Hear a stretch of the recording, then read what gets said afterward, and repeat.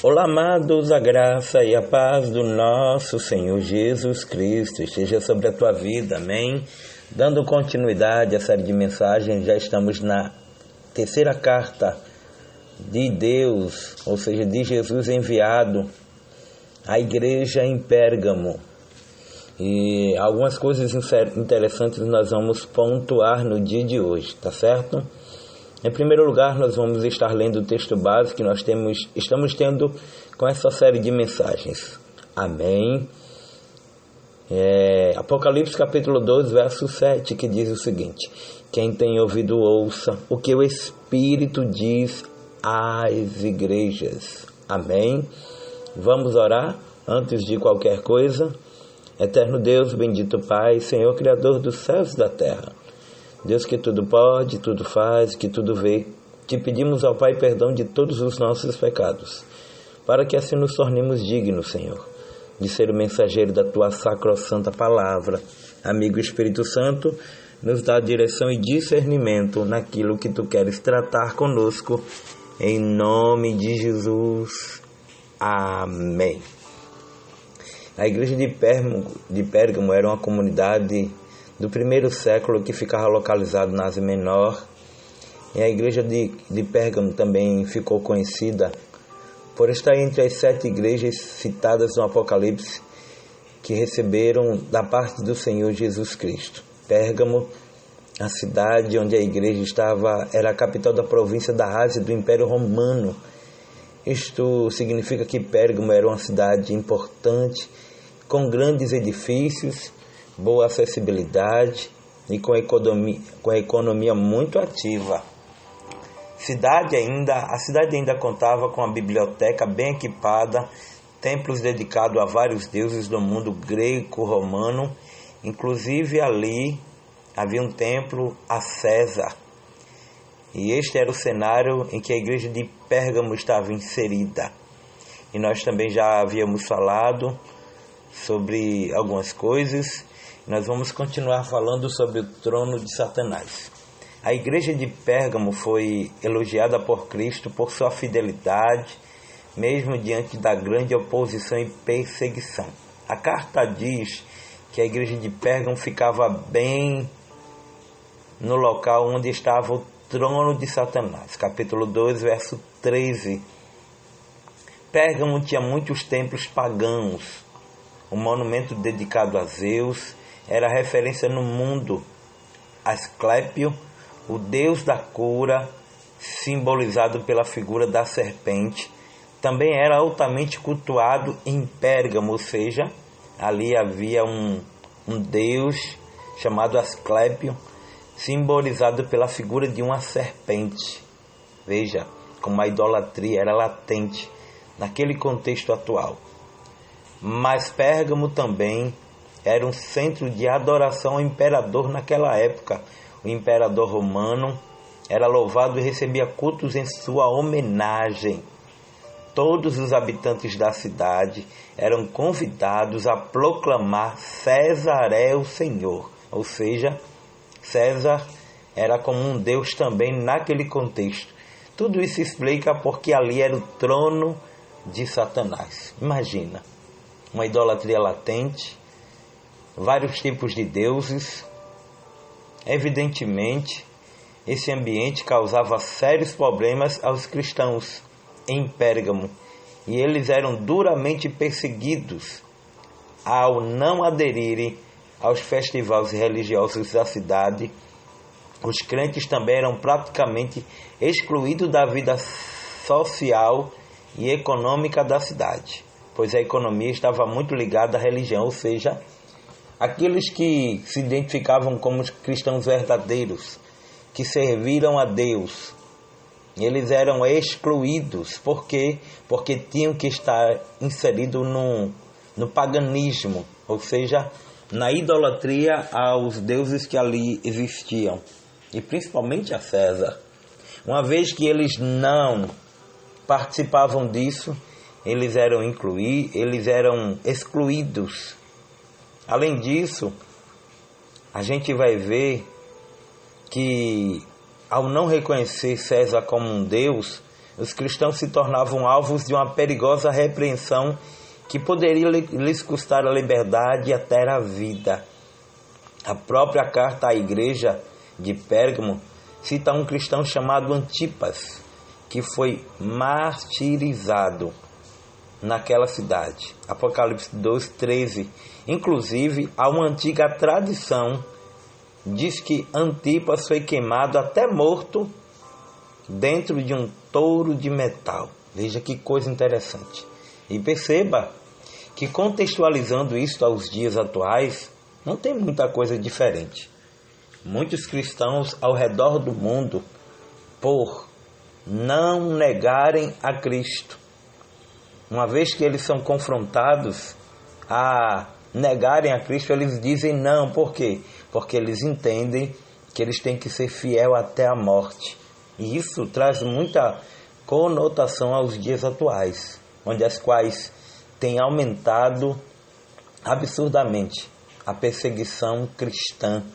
Hoje em dia, ser cristão é sinônimo de ser perseguido na escola, na faculdade, no trabalho e até muitas vezes em determinados países onde existe a janela 1040, onde as quais, se alguém dizer que serve a Cristo, vai ser muitas vezes mutilado, vai ser muitas vezes... Existem cristãos, sabe? Existem países que a perseguição é tão grande que, se alguém estiver com a Bíblia ou estiver lendo a Bíblia, eles cortam as mãos. E se persistir, a perseguição ainda aumenta.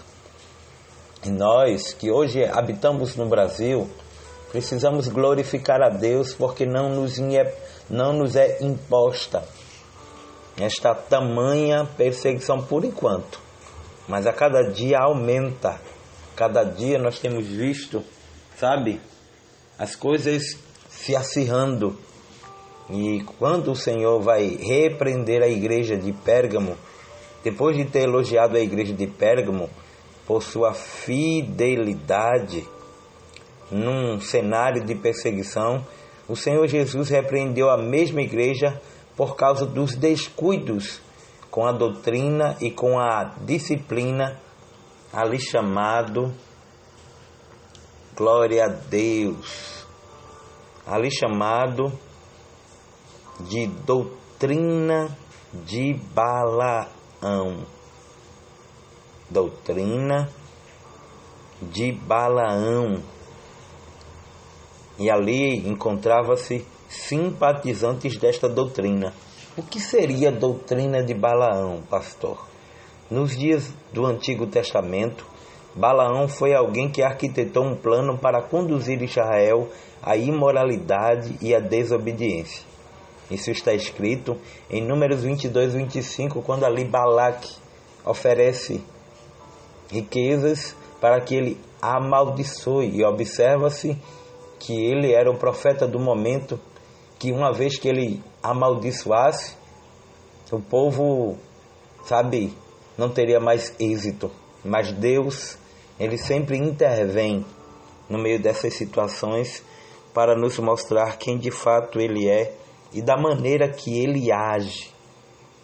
Então parece que de uma forma semelhante na igreja de Pérgamo havia algumas pessoas que estavam participando das festas imorais da cidade, como se isso não fosse um problema para a vida da prática cristã naquela comunidade. Contextualizando aos dias atuais, tem gente que serve a Deus e serve a Baal. Tem gente que serve ao Senhor e, sabe, de repente vão para a igreja e quando termina o culto vão para outros lugares que Deus condena. E eu não estou aqui para julgar a religião A, nem B, nem C, mas eu estou aqui para abrir os nossos olhos espirituais, de entender que se você serve a Cristo, você precisa priorizar a Ele, ser fiel a Ele. Como diz o contexto bíblico, ser fiel até a morte.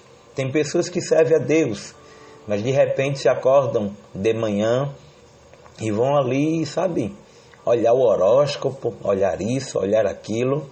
Então, amado, entenda uma coisa.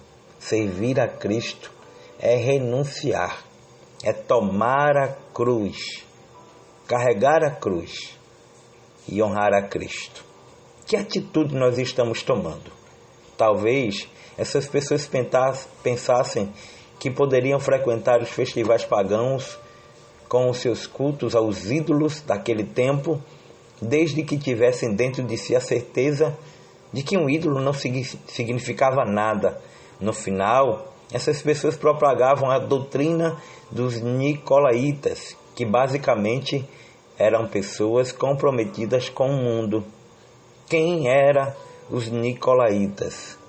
Eram, na verdade, seguidores de um diácono chamado Nicolau, onde a qual ele distorcia todo o ensinamento bíblico. Entendeu agora? Então o Senhor Jesus ele vai exortar a igreja de Pérgamo a se arrepender e a disciplinar os seus membros faltosos, ou seja, cobrar de quem estava errado, coisa que não ocorre hoje em dia. Hoje em dia, alguém não quer chamar a atenção para não perder o dízimo, para não perder, sabe, a oferta. Eita, é muito forte. Para não perder, sabe, digamos, a gordura da ovelha. Mas precisamos acordar para a realidade, para a verdade. Doa quem doer. E quando a gente olha por isso, a gente percebe que muitos estão se rendendo ao sistema.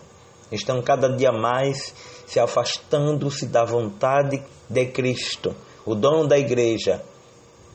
E quando a gente olha para tudo isso, a gente percebe que Jesus está às portas. Amém? Continuaremos ainda este contexto acerca da igreja de Pérgamo e falaremos sobre a repreensão, aquilo que o Senhor quer ensinar e, acima de tudo, a promessa que o Senhor tem para a igreja de Pérgamo, como tem também para os nossos dias. Amém? Você está recebendo de Deus? Você está sendo edificado pela palavra? Que bom, meu irmão. O nosso intuito é isso. Não é de saber. Não, mas é tão somente falar de Cristo. Do Cristo que nós servimos. E do Cristo que nós temos como Senhor. Tá bom? Que a cada dia o bom Deus, o nosso Senhor, Ele possa estar cuidando de mim e de você. E acima de tudo, sabe,